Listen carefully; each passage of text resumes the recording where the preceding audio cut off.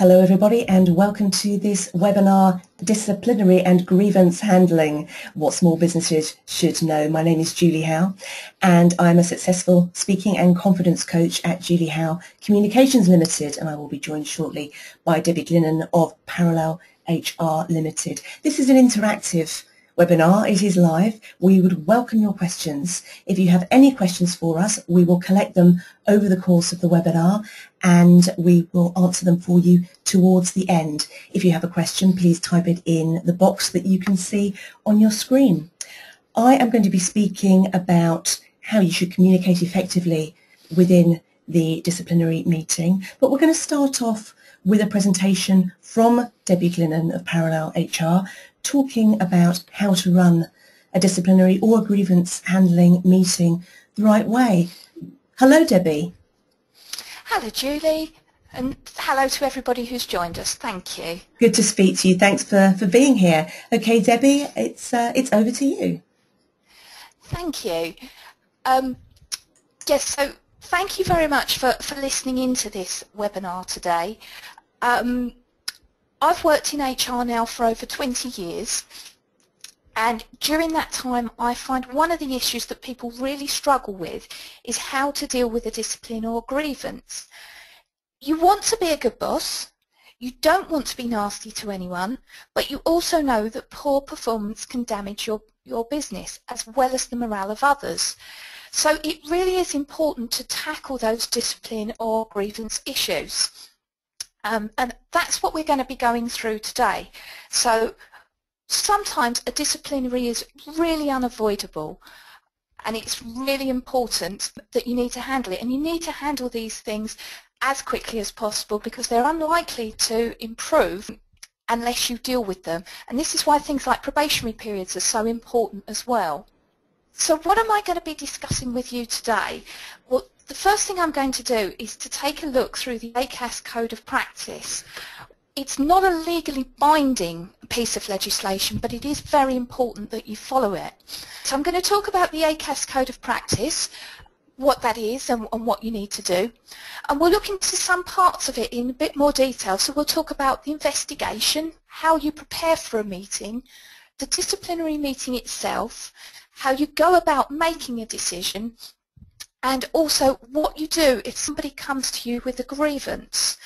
Now, before I do any of that, though, I'd just like to discuss a case with you which I think really shows how important it is to get the procedure correct. And that is called Carmeli Bakery versus Benali. Now, what happened in that is that Carmeli Bakeries is a family-owned bakery in North London, which is licensed to sell kosher food. Back in June 2011, they dismissed Chef Benali because he admitted using non-kosher jam within one of their products. Now, this was really important because this could have led to them losing their kosher license, which obviously would have had a significant impact on their business.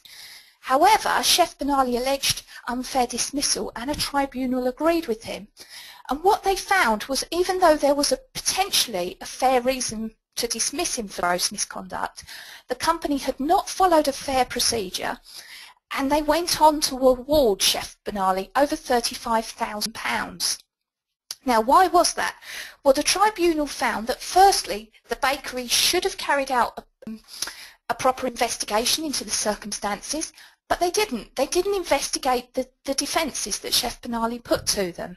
And also, at the tribunal, the person who heard the appeal against the dismissal openly admitted that he'd seen it as a mere formality, that he hadn't really gone through the appeal in the proper way. Carmeli Bakeries had an award of £35,000 made against them in this case. So it really does show that it is important to follow a fair procedure and to keep a paper trail of what it is that you have done to make sure you've acted fairly. So I've been talking about a fair procedure and following a fair procedure, but where does that come from?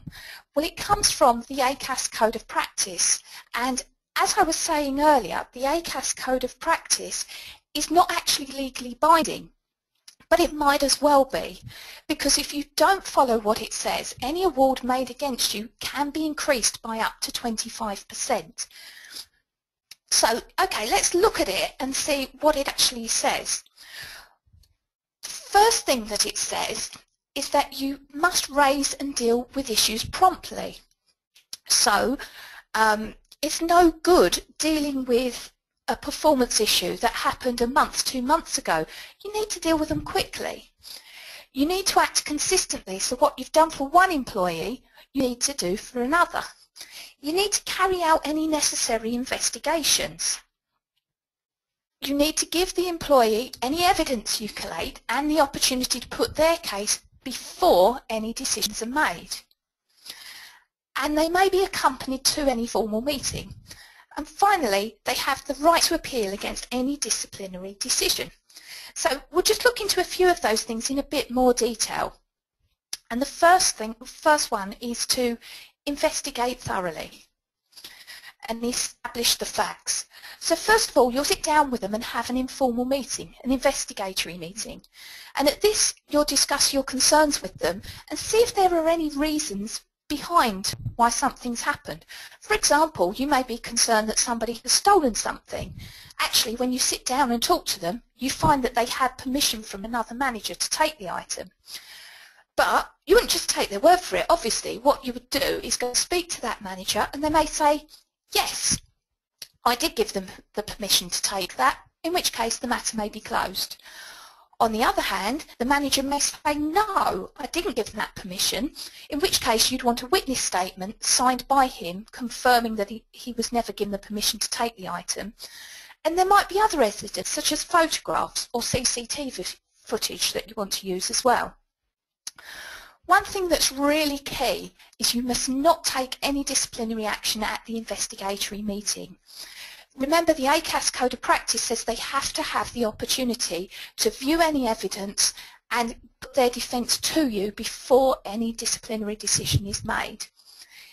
If you're in the situation where you think you need to suspend them while you're going through the process, any suspension must be paid and it must be for as short a time as possible. So, having investigated thoroughly and decided there needs to be a disciplinary, what do you then need to do? Well, you need to tell them about it. And you need to give them at least 3 days written notice of any formal meeting. Your letter needs to be carefully written because you've got to put in there the full details of what the disciplinary is going to be about. So maybe you have got a performance issue, but actually you also want to use the meeting to talk to them about their timekeeping. Make sure you include that in your letter. You also need to give them copies of any evidence that you've collated. So copies of those witness statements, copies of those photos, and the opportunity for them to see that CCTV footage. Remember, as you're giving them copies of the witness statements, it is really important that you get those witnesses to sign those documents, but also to warn them that the employee concerned is going to see what they've said about them. They are going to get a copy of that witness statement. Otherwise, you could have a whole new problem on hands the next week. If dismissal is possible, you need to say so in letter, and you also need to tell them about their right to be accompanied.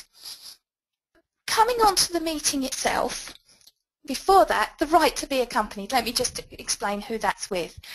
So they can be accompanied by a fellow worker or a union rep.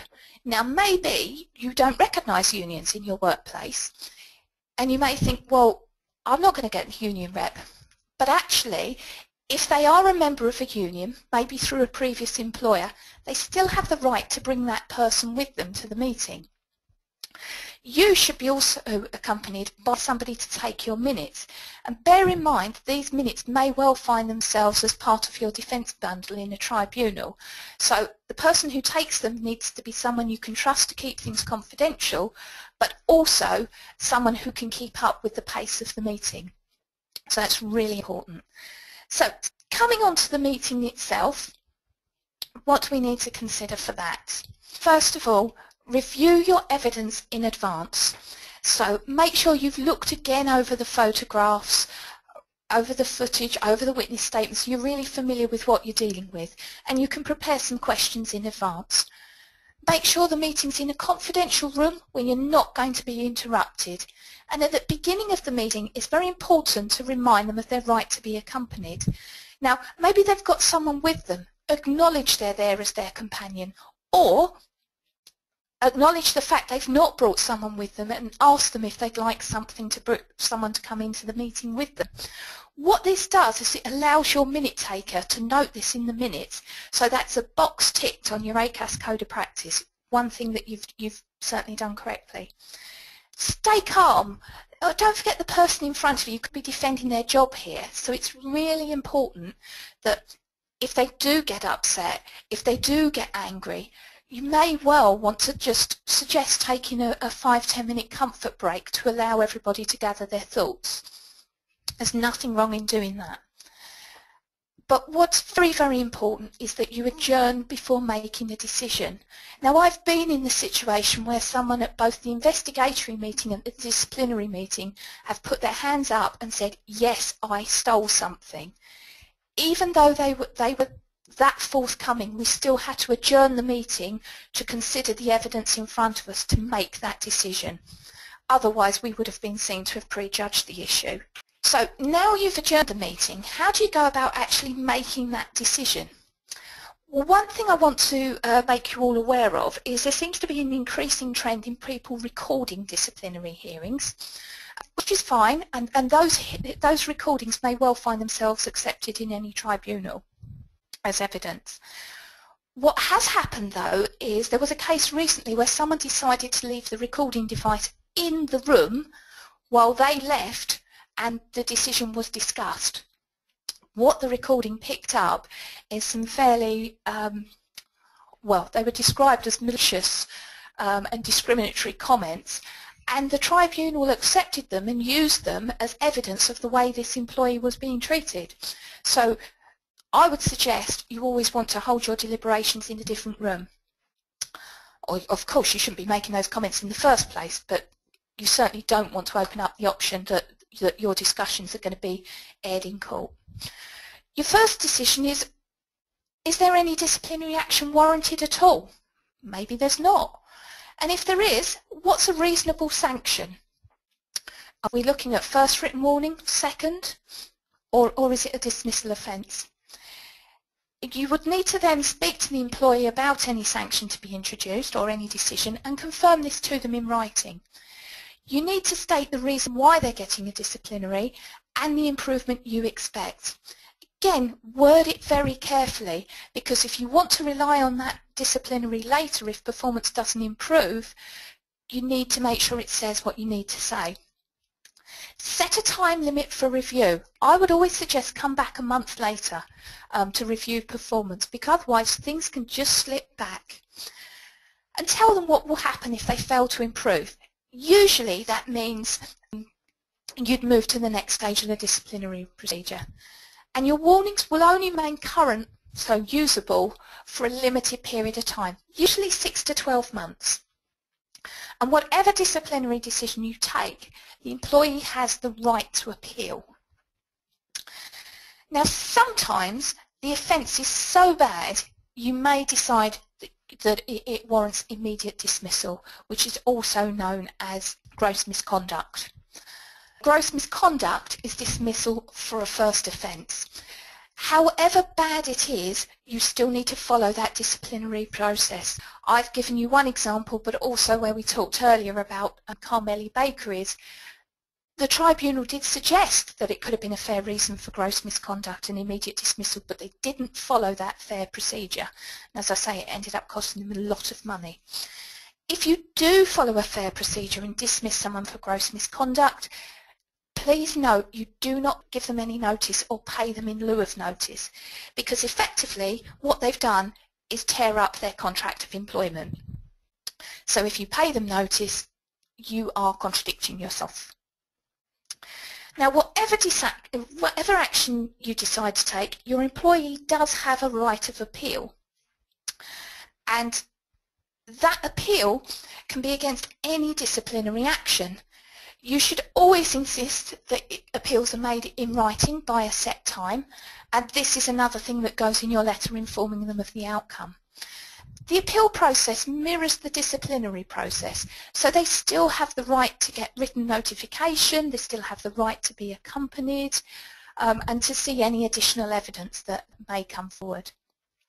The appeal should always be heard by a manager who hasn't previously been involved. So that's ideally they shouldn't have been involved in the investigation, they shouldn't have been involved in the disciplinary meeting, and if possible it should be a more senior manager. Once again, you need to inform them of the outcome as soon as possible, but not take any decision at the appeal meeting itself. And that's it. Once you've given your decision in the appeal, there is no further right of appeal. The matter is now closed. We've talked just about disciplinaries so far, but what about grievances? Well, grievances are very similar to disciplinaries, it's just that the boot's on the other foot. So we go through the same process. Establish the facts. Give them notice of a formal hearing, written notice.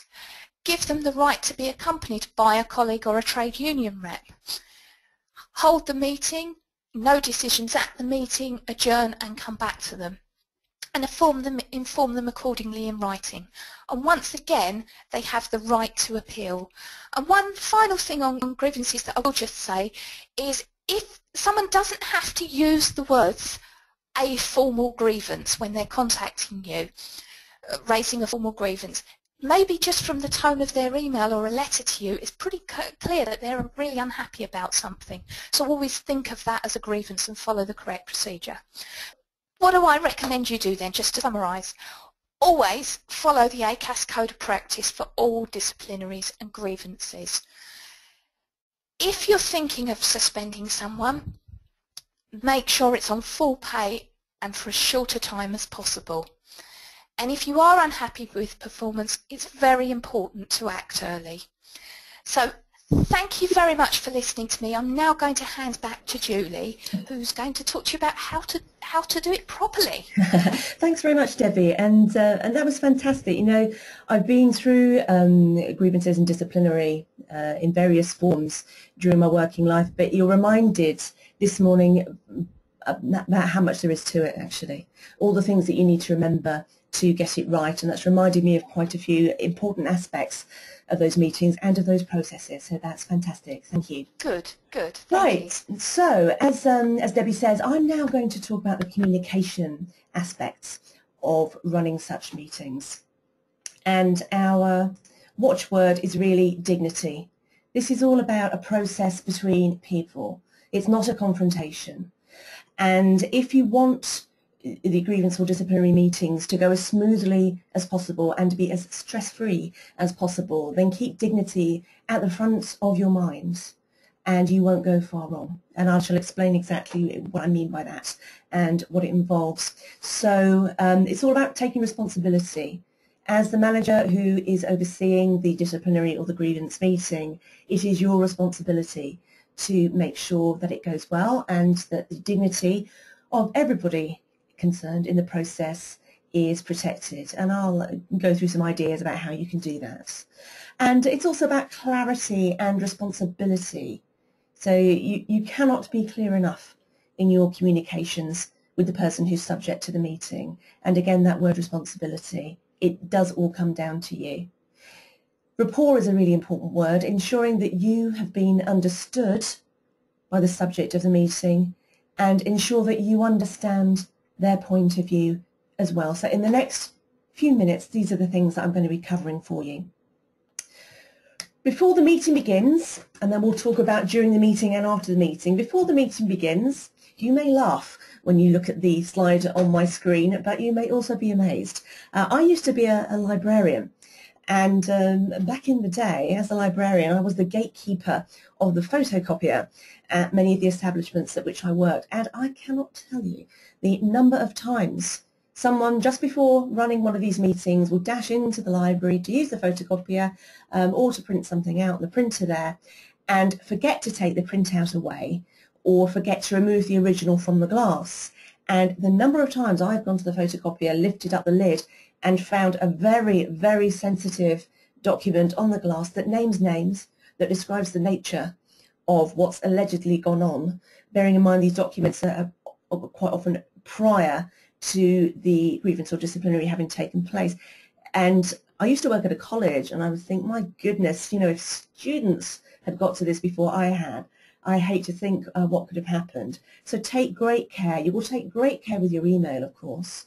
If you have any sensitive email on your computer that pertains to such a meeting, make sure that you always lock your computer screen if you step away from your computer or your device. But the same goes with printouts, and the same goes with photocopiers. And also take care around printing from networked machines. I don't know about you, but I've printed a document from home and it's come out on the printer in my office some miles away, and that has not been a good thing. So always be vigilant about this. Always check, because it could happen to you very easily. The next thing, when you're selecting the office that you're going to use, does it have glass walls? You don't want people gawping in. Dignity for the person who's subject to the meeting. If there are glass walls in the office you're using, then draw the blinds. People may be passing all of the time, having a look in, seeing the expressions on people's faces, and imagine what it's like for the person who's the subject of the meeting to feel they've got an audience looking in on them. It's very demeaning. So if there are blinds, make sure you draw the blinds. I've been in such meetings where I have continually had to remind the person who's hosting these meetings that the blinds should be drawn. If there are no blinds in the room that you're using, use a different room. It's worth it to protect the person's dignity. It's really important. Now, the door. This is not an interrogation, but it can feel like one. So make sure that the person who is the subject of the meeting can see an escape route. Psychologically, that's very important for them. So when you're arranging the desk, arranging the chairs, deciding who's going to sit where, ensure that the person who is subject to the meeting can see a way out. They probably won't want to use it, they probably won't want to run off, but if they feel threatened and they also feel hemmed in, that's only going to make those feelings of being threatened intensify. So make sure they're closest to the door, or at the very least can see the door and can get to it without obstruction if they want to do that. That's a small thing, it makes a huge difference to people's morale. And don't allow anyone at all to interrupt the meeting. Make sure that your PA or key members of staff know that you're in a meeting that is not to be interrupted. Don't tell them the nature of the meeting, just make it clear, absolutely no interruptions. And I would say put a sign on the door that says, do not interrupt, and say, you know, I'm contactable at such and such a time later in the day, because there is nothing worse than when you're in the flow of the meeting and there is a knock on the door, or even worse, the door opens. It's very unsettling. It breaks the flow of concentration for everybody involved. So make that very clear. Smartphones. Well, you're probably thinking, yes, okay, I'll divert my calls so that my phone doesn't ring. But just don't look at your phone. I have been in meetings like this where the senior manager has constantly been looking down into his lap, and it turns out there was a smartphone there. It's rude. Imagine how it makes the other person feel. They're talking about something that could impact on their future, and you can't separate yourself from your phone, your email, just for those few minutes. It also gives the impression to the person who is subject to the disciplinary that you don't really care, that they're not that important to you, and that's clearly not the message that you're wanting to give. And imagine, as Debbie said, if this does go further and this does go to tribunal, and the subject of the meeting says, well, the manager wasn't even paying attention to me, he or she was looking at their phone the whole time. I've seen it done. It is not good. Make sure that's not something that you're doing. And make a glass of water and a box of tissues available. I'm not suggesting that they will be needed, but if they are needed, you'll be very pleased that you had them on hand. If somebody does become emotional, it's a very good idea to have the tissues there. And if somebody does become emotional, it can also make them dehydrated. Now, the stress of the situation may make people feel dehydrated as well. They may be sweating too.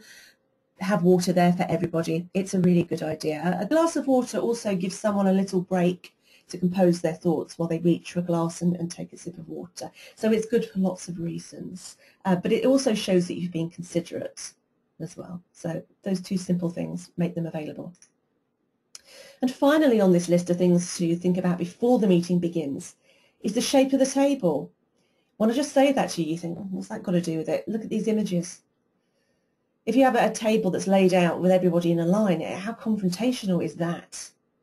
But a round table is much more, not informal, but there's less confrontation about it. This, after all, is a discussion between you and the person who's either raised the grievance or is subject of the disciplinary. There is no need for it to be a confrontation, and the meeting will go far better if it doesn't feel like a confrontation. Responsibility then. It is your responsibility as the manager in this situation to ensure that the employee always understands what's happening and has a positive experience regardless of the outcome, the eventual outcome of the meeting. Now, this is really a matter of PR and reputation management. That may sound like a strange thing to say, but bear in mind we now live in this era of social media. Employees talk. They talk to each other and they talk to the wider world and they talk to their partners who've also got social media.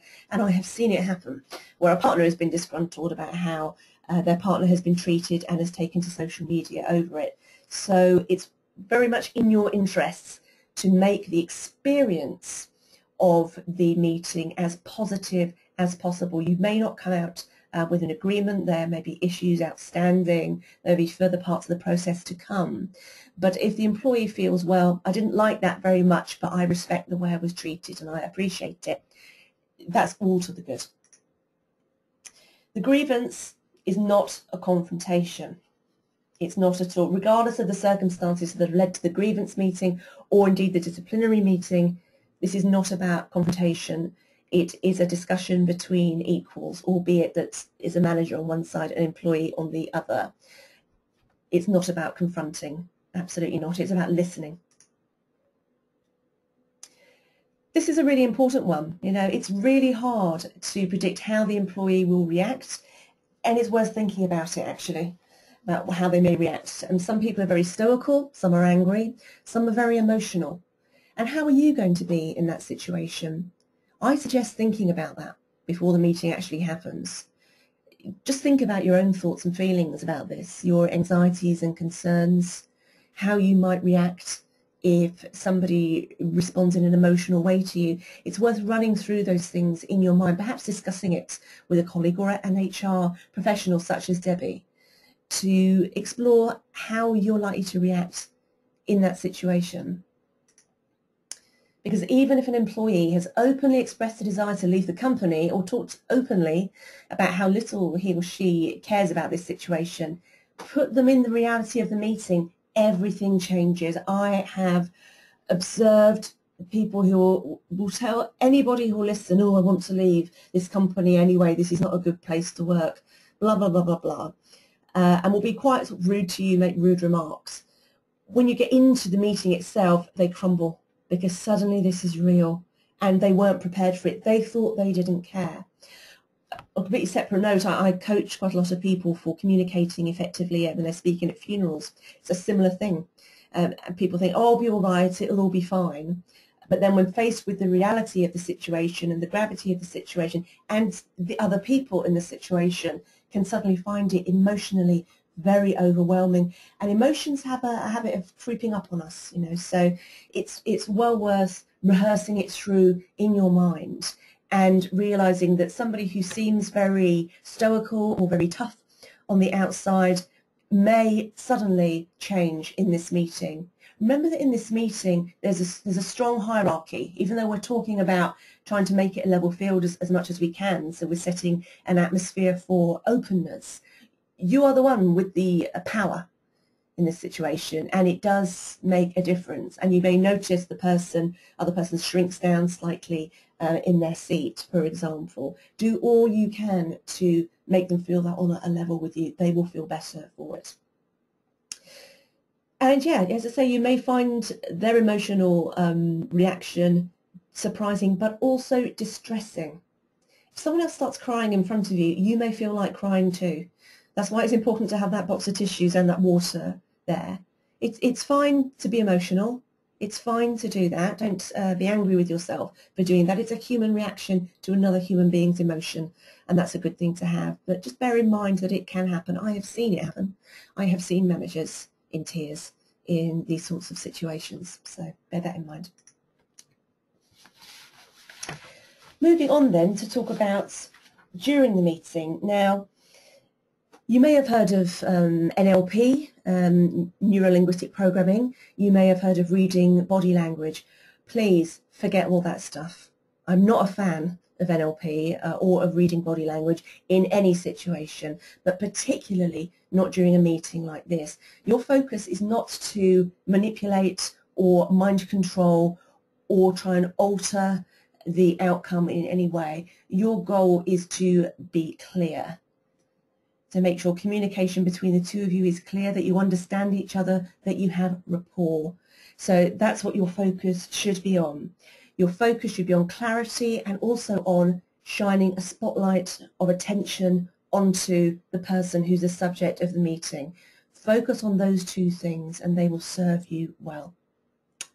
During the meeting, allow the subject of the meeting to react to what you're saying. So don't talk at 100 miles an hour and keep hitting him and her with facts and facts and facts. Talk for a little bit and then just pause. You can invite questions or just allow him or her to take it in. We can compare this to a doctor-patient situation where a doctor has to give difficult news or even sometimes good news to a patient. It can be really difficult for the patient to take in the information. It's similar in these meetings. That's why it's a good idea that the person who's subject to the meeting does bring in a trusted friend with them, because that's an extra brain, an extra set of ears. But allow the person to react, because whatever you say, whether it comes as a surprise, either good or bad, it will take them a little time to absorb it and decide how they feel. If you keep bombarding them with information without pausing, they will feel punch drunk pretty quickly and confused and disorientated, and then they're not able to listen. Attention is actually a skill that we develop. You know, children are very difficult to tear away from their favourite TV programme or a task that they're engrossed in. That's because attention is a skill we develop as we grow and develop in other ways. It's quite hard actually to focus your attention, and it's particularly hard to focus it when you're under stress. So do keep that in mind. Be alert to signals that he or she understands what you're saying and the implications of what you're saying. Now, bearing in mind what I just said about not trying to read people, give them an opportunity to ask you questions, and you can say to them, do you understand? Is that clear? And if they're looking deeply confused and furrowed brow and looking to the person who's come in with them, ask them, was something I said there not clear? Would you like me to repeat that? You can also ask them questions to kind of get them to show their understanding of what you've said. And that can be very clear. Sometimes their questions are very revealing as well, and you may pick up, they didn't quite understand what I said there. You can't be clearer in these meetings, I feel. Tell the truth and nothing but the truth, okay? We're not in court where you hear this expression, but this is not a time for being ambiguous. It's not a time for flowery, confusing language, and it's not a time for anything other than the absolute facts. People can deal with the absolute facts. The bigger challenge in front of you is getting them to hear them, understand them, absorb them. But telling the truth of itself is not a problem, and that is the whole reason for this meeting after all. The truth is never a bad idea, never, never. Pause frequently and don't bombard with information. You may well want to get through this meeting as quickly as possible, but that's not what it's about. So pause to check in with the person. Are they okay? Don't bombard them. Don't talk too quickly if they can't cope with it, and don't overwhelm them with too much. Just tell them what they need to know and make sure that they're still with you, that they're understanding, that they're following you. Repeat the information until you're sure it's been understood. So say things and say them again. Say them slowly and clearly. Restate them so they have best chance of being understood by the subject of the meeting. And invite questions. This is the place to take as many questions as they have at the time, and the person they're with may help them facilitate that to a degree. They'll be there, they'll be looking. When I've been there in a meeting where I've been the person supporting, which I've done many times, sometimes I've prompted the person I'm supporting, do you have any questions? Do you want to ask about this and this? To make sure that this opportunity is seized upon. Okay, so after the meeting then, so the door is closing, the meeting is over. Huge sigh of relief probably on your part, but there is still work to do. Send the summary. Shoot an email off as soon as you can after the meeting, summarising those main points so there's absolute clarity. Remember what Debbie said earlier about evidence that may be brought up if this does go on, and we hope that it wouldn't, but if it does go on to become a matter of a court later on, if you've got this summary, that will protect you, help you, but will also help with the full understanding of the person who's subject to the meeting about what is going on. Invite questions again. I guarantee as soon as the person's left the room, they will have questions. Once they've had time to reflect on what's happened and to apply what you've said to their situation, more questions will arise. Invite questions. Make it clear that you have an open door policy where you possibly can to keep that dialogue going. When you see the person, bearing in mind this may happen over the course of days or weeks and the person is still working in your organisation, if you pass them in the corridor or in a meeting with them, don't avoid them. Imagine how that will make them feel. You already feel ostracised. Other people don't want to talk to you when they know you're part of a procedure like this, because there's a sense if I get involved, I'm going to be dragged into this and I may be tarred with the same brush and all sorts of things. And people very, very quickly feel excluded, and that's not a good feeling. So whenever you see the person, greet them, pass them in the corridor, and do make eye contact with them. It will make them feel better, and that can only help your relationship. And when you speak to them, use their name. So don't suddenly treat them like you don't remember who they are. Make them feel important. Make them feel like this matter is important to you and that you're front of mind. So use their name when you speak to him or her.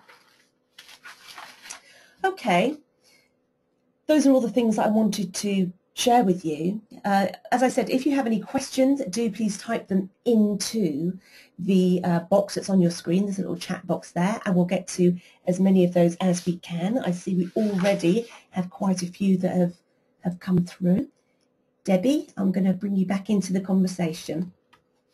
Okay, hi. Thank you. And there were some great points in there, Julie. Really, and I just echo, it is important to think about their dignity, because the whole point of the disciplinary process is not how can we get someone out the door, it's how can we get them performing better. So it really is important. Yes. And clarity as well. I have been taking the minutes in meetings where I've been sitting there after 15 minutes thinking, well, what are they doing here? You haven't actually told them what your issue is yet. So I really do echo those sentiments that you've said there, Julie. Yeah, and it's amazing. I mean, my main, I guess, thing is what I've noticed being in these meetings, and I've been in them a lot as the person who is supporting the person who's the subject to this. And, you know, time moves at a different rate. The way you think you'll be is often very different to how you are. Emotions can't be underestimated, really. So although this stuff, it can sound quite frivolous and obvious, but a lot of that common sense goes out the window when you're stressed. Absolutely. Back to this as a Absolutely checklist, I think, can be quite helpful. Okay, Debbie, I've got a list of questions here. Okay. And the first one actually picks up on something that's a point that I noticed you made in your presentation, so perhaps you could expand on it. It's from Ashley. Hi, Ashley, thank you for this question. And Ashley asks, do you suggest recording the meeting and getting a transcript made? I presume that Ashley's addressing us as a manager, because you talked about recording may be made, you know, surreptitiously or not by in the secret. Yeah. So it is an option. It is an option to do that. I would suggest if you were going to do that, you say to the employee that that is what you are going to do, you know, and that if they'd like to record the meeting too, that's absolutely fine. I would not do it as a secret recording. I would either be open about it or, as I say, have somebody there taking the minutes with you. I mean, what I like to do if I'm taking the minutes for someone is I'm there as a kind of backup. You know, for example, I talked about noting that someone had brought a companion with them.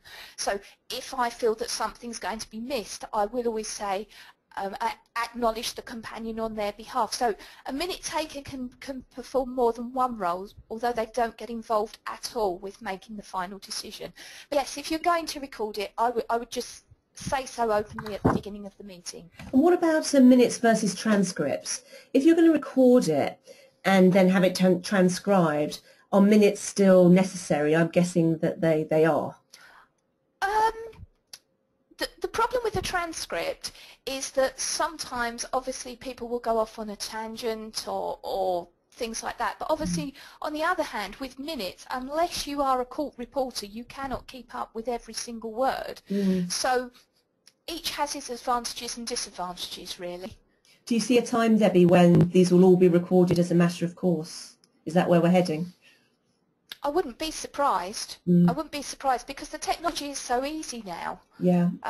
You know, 10 years ago to have lumbered in with, dare I say, a tape recorder would have been a bit over the top. But as I say, it's all back to that respect and dignity again. So just don't do it in secret. As an employer, you're better than that. Yeah, because you wonder also, I know the effect through doing media training with people. People act normally and then you put a camera in front of them and they suddenly turn into a robot.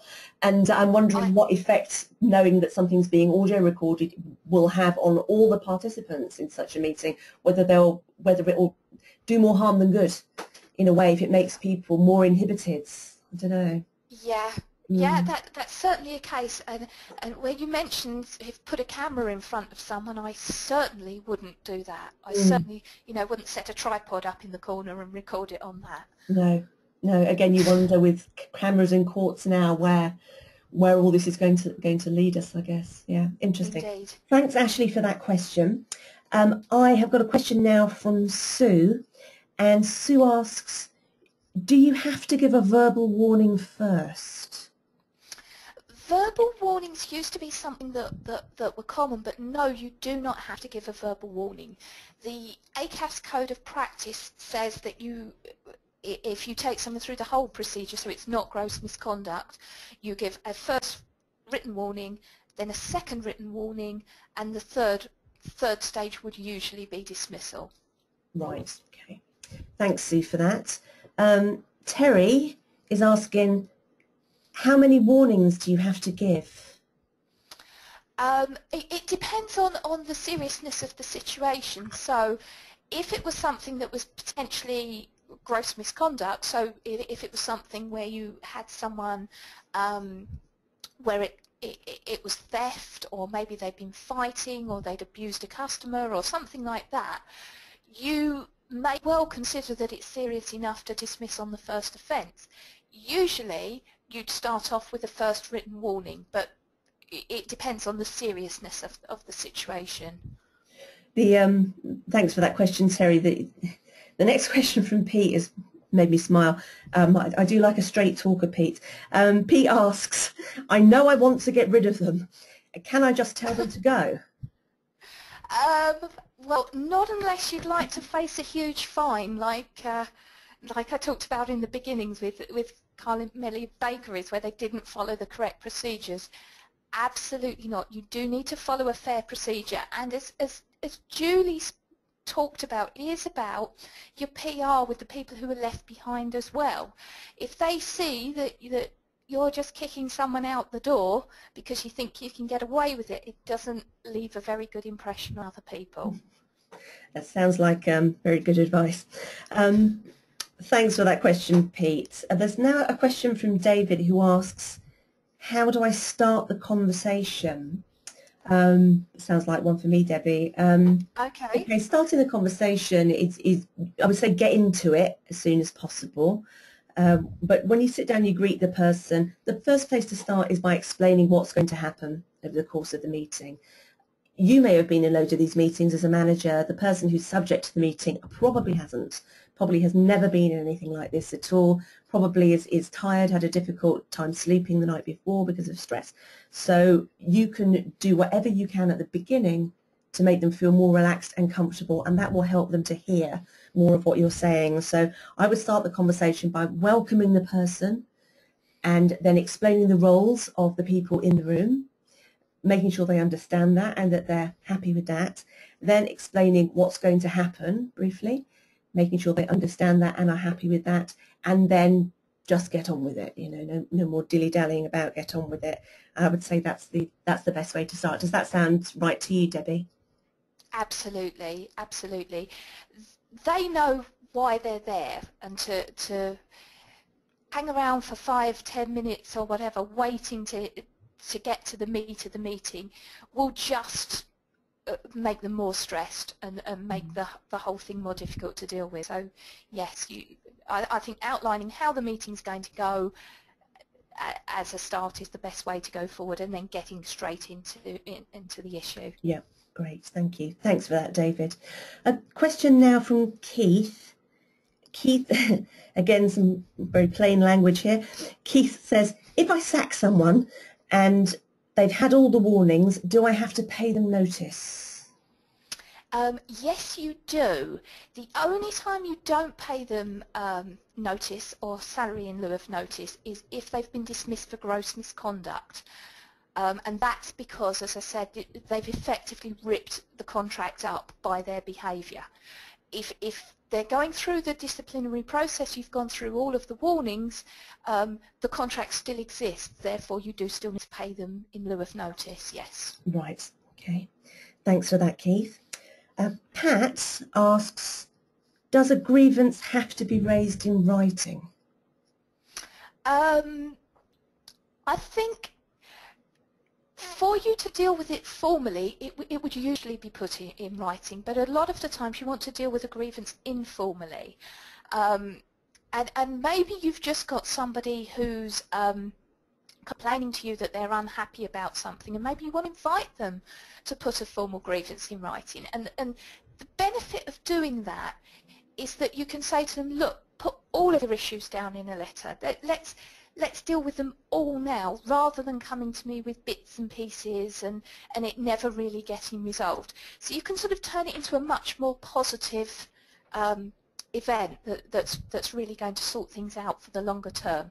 So it just, again, it provides clarity if they do put something in writing. But as I said earlier, they don't actually have to say, I want to raise a formal grievance.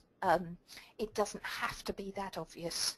Actually, Debbie, kind of on that note, can I just check in with something that I said in my presentation about after the meeting, if there's questions, is it wise to get into an email dialogue between you, the manager, and the subject of the grievance if they have questions, sorry, the subject of the disciplinary or indeed a grievance, if they have questions that come to mind after the meeting? What's the best way to handle those? There are some questions which will be quite easy to have a dialogue over email, to be sort of, when can I expect a decision about the outcome of the meeting?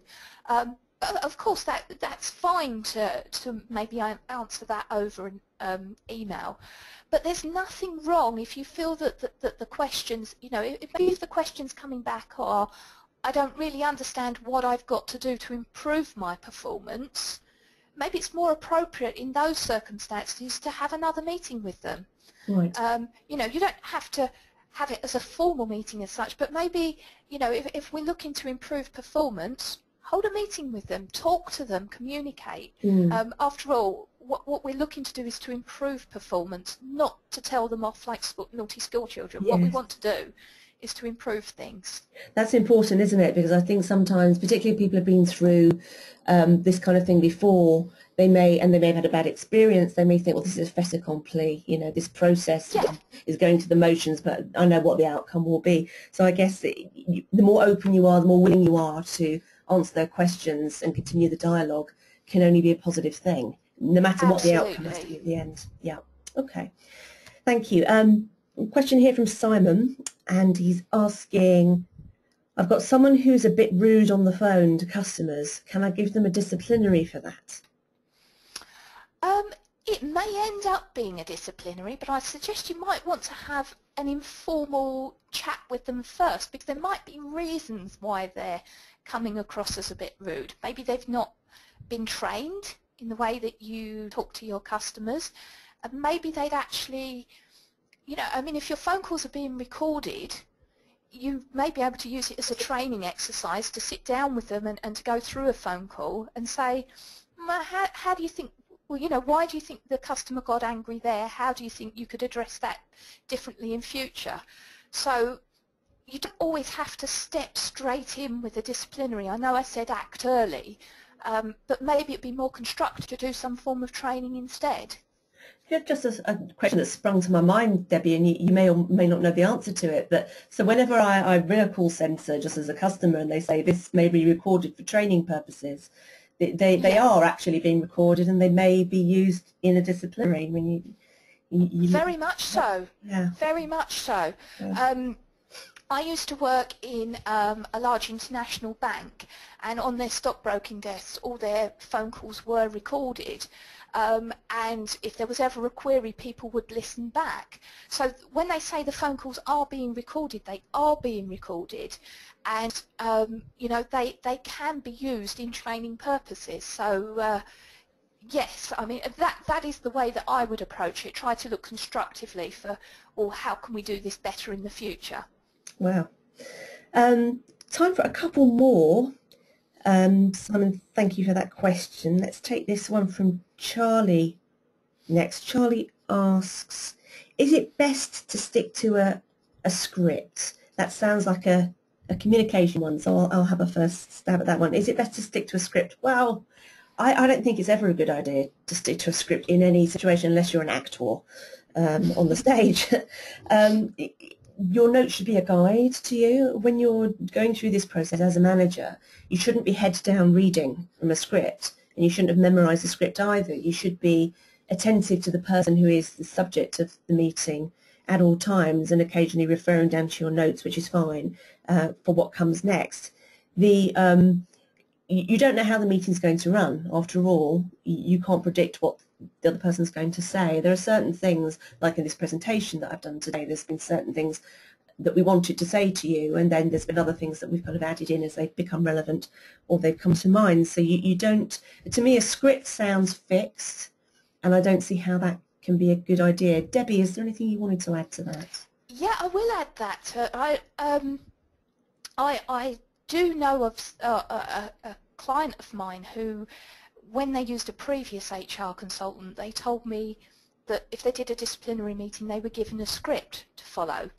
And they said there was one meeting they vividly remembered where they had to say the line, right, I've listened to everything that I've told you and I've decided to give you a formal written warning, which completely goes against what the Acas Code of Practice says about considering the evidence in front of you and taking a break, etc., etc. And in actual fact, they said the person opposite them started laughing and saying, well, how can you say you've listened? You've already made your mind up. And you talked earlier about the balance of power. Well, that completely shifted the other way on that occasion. So Yes. while it is important to prepare some questions and to have some ideas about what you want to say and to maybe have some pointers so that you remember certain key issues, I certainly wouldn't have a word for word script there, no. Yeah, I think the key message in here is that this is a process where the outcome isn't known until you've reached part of the process. And if you go implying otherwise, I mean, I don't see how that won't end up being subject of something in court. Absolutely. You know, that seems like a fast track to trouble to me. If there's no more questions, I've just got one more on the screen to ask, so I will do that now. And it's from Teresa. Thank you, Teresa. Teresa asks, what does the companion do?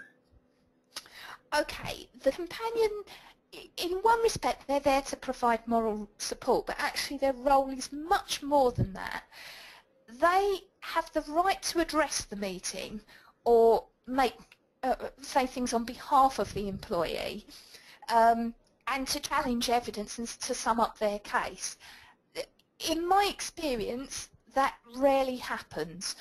What they're not able to do is to answer questions on behalf of the employee. So the employee should still be answering your questions, not their representative. I think you're much likely to have a companion who challenges if they are the trade union rep. The vast majority won't. The vast majority will sit there and take notes, but they're there if the employee wants to confer and really as a witness to what is being said to them to make sure that things are happening fairly. Yeah, I've been a companion a number of times in sessions such as these, and although I'm not a union rep, I'm not silent either. Surprise, surprise. And what I've found is I kind of take that role very seriously, and also it's a privilege to be asked. It's a privilege to be asked. Yes, it is. And I will look back and forth between the person I'm accompanying and the managers and just look for any, because they can't see everything all the time. They're looking down, Yes. writing, all these things. And if I sense that something's not been understood, that's been misunderstood, I might just say to my person I'm accompanying, is that what you meant? Is that right? Yes. Is that, you know? And also I push a little bit on them to ask questions. Or if I can see, I've been in a couple of situations where the manager has talked about a change of role or something being different, and the person who's the subject has sat there completely impassive. And I've said, did you understand that? Do you have questions about that?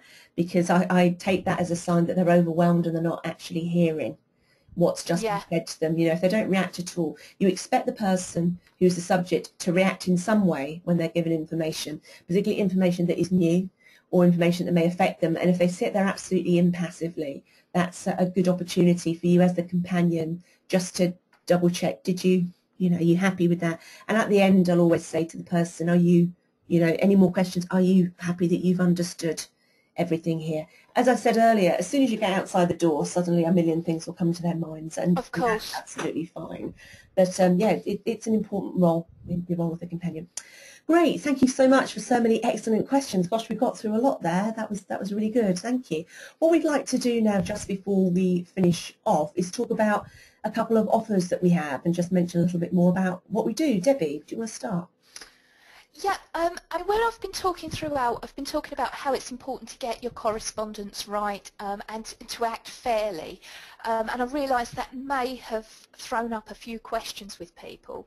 So I'm very happy if you've got any situations that you're dealing with at the moment or would like advice on any other HR matter, I'd be very happy to help. My contact details are on the website, which is www.parallelhr.co.uk, and when you give me a call or send me an email, if you'd just like to quote the code D&G Web, as I said, I'd be happy to apply a 10% discount to your next bill. Thank you, Julie. Smashing. Just to clarify, so I'm a successful speaking and confident communication coach. So I help people to speak with confidence in all sorts of different situations.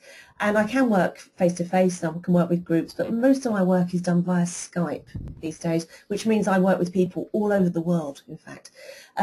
Any aspects of communication in the work environment, job interview skills, public speaking skills, even if you have a member of staff who doesn't speak up in meetings as much as you may like, or a member of staff who perhaps in a pitching situation isn't as confident as effective as you may like, through to media spokesperson skills and any difficult conversations of the nature that we've been speaking about in this session. Also confidence at networking, speaking up in big important external meetings, through to stuff that's in our social lives, speaking at funerals and weddings, speaking to difficult people, sometimes speaking to your family members, all kinds of different situations. Now, I work in groups of 3 sessions because it's more effective to work in a group of sessions, and also a lot of the work as such tends to take place between the sessions. The usual price for that is £135. However, if you've taken part in this webinar today, whether you were listening live or listening to the recording because you've registered in advance, I'm happy to offer you a very special price of just £99. Honestly, bite my hand off for 3 sessions over the course of a period that we would decide together.